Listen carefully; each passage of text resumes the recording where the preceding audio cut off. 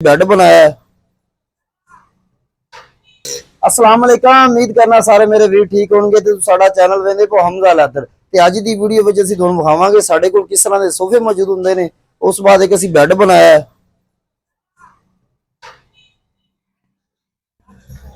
Bad सस्ता ते खूबसूरत बैड है, ये पॉलिश नाल भी कम रेट ते तैयार होया है। उस बाद एक दोस्त ने एक मजलिस बनवाई है सोफे की शक्ल ते। बाजुओं से असीं विसाखी का काम करवाया है, बड़े खूबसूरत सोफे तैयार होए ने।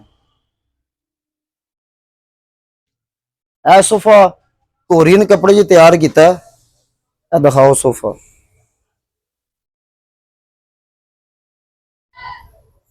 एंदियां वन सीटां ने जी दोनों।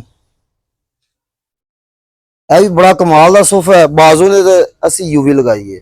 उस बाद यह सोफा देखो, यह खरबूजे वाला सोफा इहनूं कहंदे ने, रेड कलर च बड़ा कमाल का तैयार किया है। एंदी वन सीटां पईयां ने।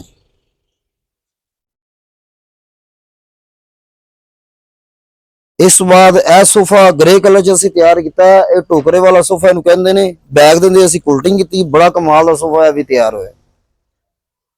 एंदियां वन सीटां दिखाओ।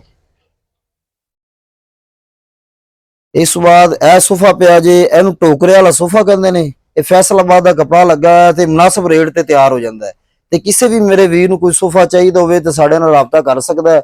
बड़े मुनासिब रेट ते दोनों सोफा मिल जाएगा इंशाअल्लाह। हर किस्म का सोफा साडे कोल मौजूद हुंदा है। किसी भी मेरे वीर नूं चाहिए होवे सोफा ते थल्ले व्हाट्सएप नंबर भी मिल जाएगा तुहानूं, ते इंशाअल्लाह तुहानूं मुनासिब रेट ते सोफा मिल जाएगा। अगर तुहानूं साडी वीडियो अच्छी लगे तो लाजमी साडे चैनल नूं सबसक्राइब ते बैल वाले बटन दबा दिया जे, ताकि नई वीडियो आने वाले तुहाडे तक पहुंचदी रहे। अगर फेसबुक ते देख रहे हो तो साडे फेसबुक पेज नूं लाजमी फॉलो कर देना। वीडियो देखने का शुक्रिया।